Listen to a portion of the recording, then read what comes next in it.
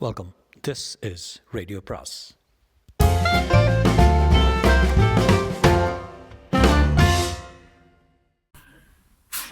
அனைவருக்கும் அன்பு வணக்கம். ராக்கி ரங்கராஜனின் கோஸ்ட் அத்தியாயம் 13.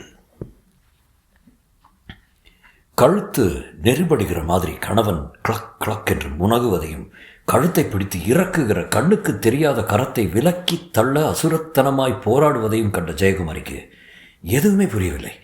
இன்னும் 2 வார்த்தை கூட பேசி பழகியிராத புது கணவனிடம் என்ன பேசுவது, எப்படி பேசுவது என்று தெரியாதவளாக அவள் தவித்தாள்.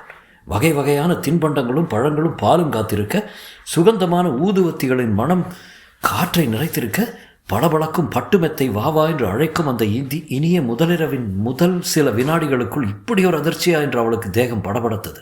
அவ்வளவு அச்சத்தின் இடையும் ஒன்று புரிந்தது அவளுக்கு. சில நிமிடங்களுக்கு முன் தன்னை எந்த கெட்ட சக்தி கணவனின் மார்பில் சேர விடாமல் பிடித்து பின்னுக்கு தள்ளியதோ அதுவேதான் இப்போது தன் கணவனை பேய்த்தனமாக தள்ளிவிடுகிறது என்பதை ஊகித்து கொண்டாள். அச்சம் அவள் இரத்தத்தை உறைய வைத்தது. இருந்தாலும் வீரமான பரம்பரையில் வந்தவளாகையால் என்னங்க என்னங்க என்று அவனை தொட்டு கேட்க முனைந்தாள்.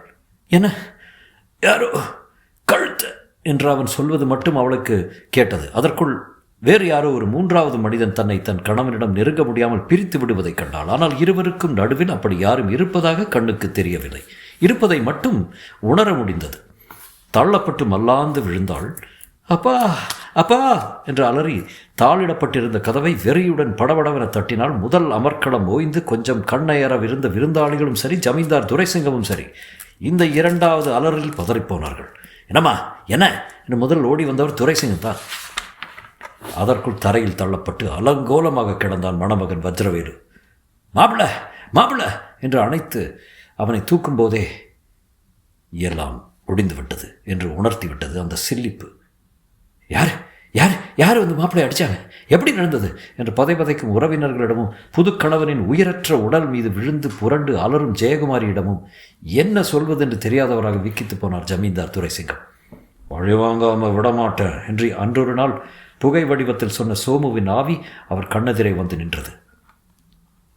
எவனோ ஜமீன்தாரின் எதிரி மறைந்திருந்து இந்த கொலையை செய்திருக்கிறான் என்று விருந்தாளிகள் பேசிக்கொண்டார்கள். வடிவேலன் குடி ஜமீனின் பரம்பரை விரோதிகளான இன்னின்ன ஜமீனை சேர்ந்தவர்கள் இப்படி செய்திருக்கலாம் என்று ஆளுக்கு ஒரு விதமாக பேசினார்கள். துரைசிங்கம் எதையும் மறுக்கவில்லை. அவருடைய உள்மனத்துக்கு மட்டும் புரிந்துவிட்டது. எந்த இன்பத்தை அன்று அந்த புது தம்பதி பெற முடியாமல் சுட்டு வீழ்த்தி தடை செய்தாரோ அதே இன்பத்தை அவருடைய மகள் அடைய முடியாமல் பழி வாங்கிவிட்டது சோமுவின் ஆவி என்று கண்டுகொண்டார். இந்த பழிவாங்கும் அத்தியாயம் இத்துடன் முடியுமா அல்லது மேலும் மேலும் தொடருமா என்பதுதான் அவருடைய ஒரே திகிலாக இருந்தது. நாளாக நாளாக அந்த திகிலும் அருமை மகளின் விதவை கோலமும் அவரை வாட்டி நடைப்பிணமாக பண்ணிவிட்டன. அவருடைய வேட்டை ஆர்வம், அட்டகாசம், கொண்டாட்டம், கேளிக்கைகள் எல்லாம் ஒவ்வொன்றாக மடிந்து மறைந்தன. 12 நீண்ட ஆண்டுகள் கழிந்தன. நம்ப முடியாத வண்ணம் தன் வாழ்க்கையில் நிகழ்ந்த சம்பவங்களை சிறிது சிறிதாக மறந்து வரலானார் துரைசிங்கம். அப்போதுதான் சோமுவின் ஆவி மறுபடியும் அவருடைய வாழ்வில் குறுக்கிட்டது. முதல் மகளின் பெண் குழந்தை காந்திமதி வளர்ந்து பெரியவளாகி செல்வக்குடியினருக்கே உரிய செழுமையும் வனப்புமாக இருந்தால் விசேட நாட்களில் சர்வாலங்காரங்களுடன் வெளியே வந்தால் நவரத்தின கலசங்களுடன் தங்கத்தேர் பவனி வருவது போல கண்களா காட்சியாக இருக்கும். சுற்று வட்டாரத்து ஜமீன் குடும்பங்கள் மொத்தத்திலும் அவளை கைப்பிடிக்க இளைஞர்கள் துடித்து கொண்டு காத்திருந்தார்கள். யாரை அவளுக்கு மனம் முடிக்கலாம் என்று பாட்டனார் துரைசிங்கம் அலசி கொண்டிருந்த போது திடீரென்று ஒரு நாள் நள்ளிரவு அவருக்கு விழிப்பு கண்டது. எங்கேயோ ஒரு மெல்லிய ஓசை. என்ன சத்தம் என்று கவனித்தார். வேட்டைக்காரராகையால் அது எது எப்படி ஓசைப்படுத்தும் என்று அவருக்கு தெரிந்திருந்தது. இந்த சத்தம் ஆந்தையின் அலறல் என்று கண்டுகொண்டார். காற்றோட்டமான வெளிச்சம் நிறைந்த அறைகளும் வெராந்தாக்களும் உள்ள இந்த மாளிகையில் ஒரு ஆந்தை எப்படி குடியேறியிருக்க முடியும் என்று யோசித்தார். ஆனால் அது ஆந்தையின் கூவல் தான் நிச்சயமாக தெரிந்தது. எவ்வளவோ கொடிய காட்டு விலங்குகளை எல்லாம் துரும்பென பாவித்து பழக்கப்பட்டிருந்த துரைசிங்கம் இந்த இரவு பறவையின் கூவலை கேட்டு மெய் நடுங்கினார். அது எங்கே உட்கார்ந்திருக்கிறது, எங்கே இருந்து கூவுகிறது என்று புரியாததால் அவருடைய பயம் இன்னும் அதிகரித்தது. விரைவிலேயே அவருடைய சந்தேகம் தீரும் வகையில் அவர் படுத்திருந்த இரட்டை கட்டிலின் நுனியிலேயே ஒரு ஆந்தையின் உருவம் மெல்ல மெல்ல கண்ணுக்கு புலப்பட்டது. அதன் உருண்டை கண்கள் தன்னையை வெறித்து கொண்டிருப்பதாக உணர்ந்தார். சு சு என்று சத்தம் போட்டார். அது அசையவில்லை. கையை வீசினார். வெறும் காற்றை வெட்டுகிற மாதிரி இருந்ததை தவிர எதையும் அடித்த மாதிரியான உணர்வு அவருக்கு ஏற்படவில்லை. கட்டிலின் நுனையில் அவரையே பார்த்தபடி வெகுநேரம் உட்கார்ந்திருந்த ஆந்தை போதுமான அளவு அவரை பயமுறுத்தியாகிவிட்டது என்று திருப்திப்பட்டது போல தானாகவே மறைந்துவிட்டது. ஜமீன்தார் துரைசிங்கம் சோமுவின் விளையாட்டு மறுபடியும் ஆரம்பமாகிவிட்டது என்று புரிந்து கொண்டார். அதிலே அவருக்கு கொஞ்சம் நஞ்சம் சந்தேகம் இருந்திருந்தாலும் இன்னொரு நிகழ்ச்சி அதை போக்கிவிட்டது. அரண்மனை மேல் தளத்தில் அவருடைய சயன அறை இருந்தது. அங்கிருந்து சாளரத்தின் வழியே பார்த்தால் தொலைவில் ஒரு சிறிய மலை அருவி தெரியும். பகல் நேரங்களில் அதன் உருக்கிவிட்ட வெள்ளி மாதிரி தெள்ளிய நீர் தெரியும். பௌர்ணமி இரவுகளில் அந்த அருவியின் அழகோடு சலங்கை ஒலி போன்ற சலசலப்பும் கேட்பதுண்டு. தூக்கத்தையும் மன நிம்மதியையும் இழந்து அழகு பதுமையாக வளர்ந்து கொண்டிருக்கும் பேத்திக்கு என்ன இன்னல்கள் ஏற்படுமோ என்று எண்ணி எண்ணி கலங்கி கொண்டிருந்த துரைசிங்கம் அந்த அருவியை நோக்கியவாறு சாளரத்தின் அருகே நின்றிருந்தார். அது பகல் நேரமும் அல்ல, பௌர்ணமி இரவும் அல்ல. தொலைவில் அருவி ஓடுகின்ற சத்தம் மட்டுமே தெளிவில்லாமல் கேட்டுக்கொண்டிருந்த போது அருவி நீரில் ஒரு அகல் விளக்கு எரிந்தபடி மிதந்து வருவது போல தோன்றியது.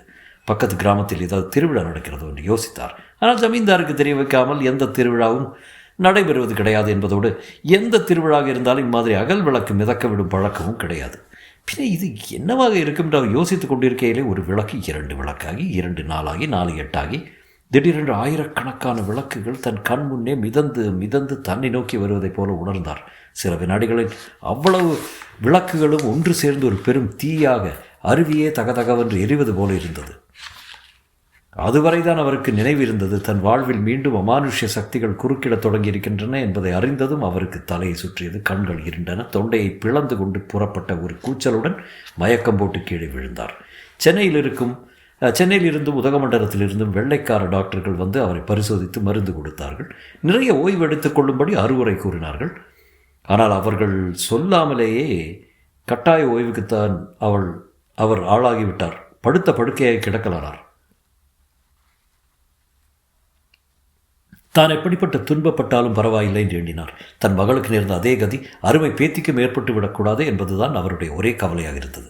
தாத்தா என்று அன்போடு கூப்பிட்டபடி கட்டிலின் அருகே வந்து அமர்ந்தாள் காந்திமதி. என்னம்மா என்று அவள் கூந்தலை மெல்ல கோதினார் துரைசிங்கம். நான் உங்களிடம் ஒன்று சொல்ல போகிறேன், அதுக்கு நீங்கள் மறுப்பு சொல்லக்கூடாது. என்ன காந்தி புதர் போடுற என்று சோகத்துடன் புன்னகை செய்து திண்டிலை சாய்ந்து உட்கார்ந்து கொண்டார் கீழே சமைந்தார். அவள் சிறிது நேரம் தன் பட்டுப்புடவின் தலைப்பை திருகி கொண்டு பேசாமல் இருந்தால் பிறகு, தாத்தா உங்கள் மனநோய்க்கு காரணம் எனக்கு தெரியும் என்றாள். அதை பற்றியெல்லாம் உனக்கு என்னம்மா, நீ பாவம் குழந்தை என்றார் அவர். நான் குழந்தையில்லை தாத்தா, வயதும் அறிவும் வந்தவன். அரண்மனையில் வேலைக்காரர்கள் பேசும்போது கேட்டிருக்கேன், அம்மாவும் கேட்டேன், அவர்களும் சொன்னாங்க. துரைசிங்கத்துக்கு கவலை ஏற்பட்டது. இந்த சிறுமியின் மனத்தில் அவர் என்ன பயங்கர எண்ணங்களை விதைத்திருப்பார்களோ என்று நினைச்சிருக்கு. என்னம்மா சொல்கிறேன் என்றார். சித்திக்கு கல்யாணம் ஆன தினத்தன்றே விதவையாக போனது ஏன்னு எனக்கு தெரியும். சோமுன்னு ஒரு வேலைக்காரன் வருவான், பேயா அரண்மனையை திரியிறான்னு எனக்கு தெரியும். சமீந்தார் குறுக்கிட்டு, யார் உனக்கு இதெல்லாம் சொல்கிறது? அவர்களுக்கு இப்போதே தண்டனை கொடுக்குறேன் பார் என்று கோபித்தார். கோபப்படாமல் கேளுங்க தாத்தா, அந்த சோமுவை நீங்கள் சுட்டதிலிருந்து அவன் இந்த குடும்பத்தில் எந்த பொண்ணும் இல்லற சுகமும் கிடைக்க போன அனுமதி இல்லைன்னு வெளியாக. காந்தி, எவ்வளோ பெரிய விஷயமெல்லாம் நீ பேசுகிற என்று ஆச்சரியப்பட்டார் துரைசிங்கம். மனிதனால் அடக்கவோ ஆளவோ அறிவினால் கட்டுப்படுத்தவோ முடியாத சக்தி பேய் சக்தி. வீணாக அதனோடு மோதி பார்க்க வேண்டாம்னு எனக்கு தோணுது தாத்தா என்றாள் காந்திமதி. நான் எங்கேயும் அதனோட மோதுறேன், என் பாட்டுக்கு தானே இருக்கேன்.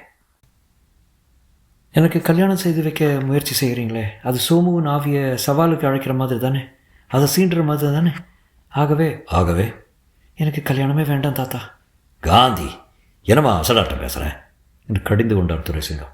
ஆனால் காந்திமதி ஒரு முடிவுக்கு வந்து விட்டார். ஆமாம் தாத்தா, எனக்கு கல்யாணம் செய்து வைப்பானே, நானும் சித்தி மாதிரி அவல வாழ்க்கை வாழ்வானே, அதை காட்டிலும் இப்படி கன்னியாகவே இருந்துட்டு போகிறேனே. காந்தி, என்ன மன்னிக்கு தாத்தா, இதுதான் என் தீர்மானம் என்று சொல்லிவிட்டு சென்று விட்டார் காந்திமதி. அடுத்த சில நாட்களுக்கு அவள் அம்மாவும் சித்தி ஜெயகுமாரியும் குடும்பத்து பெரியவர்களும் தோழிகளும் எவ்வளவோ எடுத்து சொல்லி பார்த்தார்கள். காந்திமதியை அவளுடைய முடிவிலிருந்து கொஞ்சம் கூட அசைக்க முடியவில்லை. 2 வருஷம் 3 வருஷம் போயிற்று. கண்ணீர் விட்டபடியே உயிரை இழுத்து பிடித்து கொண்டு படுக்கையில் கிடந்தார் துரைசிங்கம். பேத்தி காந்திமதியை பார்க்க பார்க்க அவருடைய துக்கம் அதிகரித்தது. சொல்லிவிட்டாலே தவிர காந்திமதி ஒன்றும் துறவி அல்ல. வயது ஏற ஏற யவ்வனம் முழு ஆதிக்கம் செலுத்த தொடங்கியது. இளமை நரம்புகள் மோக தாகத்துடன் ஏங்கின. தென்றலில் கொடி அசையும் போது, வானத்தில் நிலா நகரும்போது, வீணையில் நாதம் விழும்போது, இரவுகள் 1000 ரகசியங்களை கிசுகிசுக்கும் போது ஏதோ கிளர்வுகள் அவளுக்குள் உற்பத்தியாகின. ஆயினும் தாத்தாவுக்கு கொடுத்த வாக்குறுதியை காப்பாற்ற வேண்டியும் தன் வாழ்க்கையை பாழடித்து கொண்டு விடக்கூடாது என்ற நிஜமான தீர்மானத்தாலும் அலைபாய்ந்த மனத்தை கட்டுப்படுத்தி வந்தாள். ஆனால் ஒரு நாள் இரவு இன்னதென்று சொல்ல முடியாத ஒன்று அவளை தொட்டு எழுப்பிய மாதிரி இருந்தது. கண்ணை திறந்தாள். விடிவிளக்கு அணைந்து போயிருந்தது. அறை முழுதும் இருட்டாக இருந்த போதிலும் சுவரை ஒட்டினார் போல் ஒரு உருவம் தென்பட்டது. யாரது என்று கேட்க முடியாமல் திக்பிரமை அடைந்து விரைத்த விழிகளுடன் அந்த உருவத்தை பார்த்தாள். அவளால் தான் பார்ப்பதை நம்ப முடியவில்லை. முதலில் ஒரு முகம் தென்பட்டது, இளைஞரின் முகம்.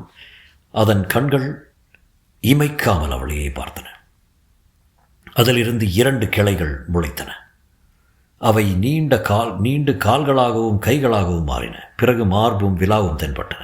உருண்டு திரண்ட தசைகளுடன் வாலிப கொழிப்பாக அந்த உருவம் இருந்தது. இம்மியாக அதன் பூர்ண உருவமும் வெளிப்பட்ட போது எந்த பெண்ணின் மனத்தையும் கொள்ளை கொள்ளக்கூடிய கட்டழகனாக அவன் திகழ்வதைக் கண்டாள்.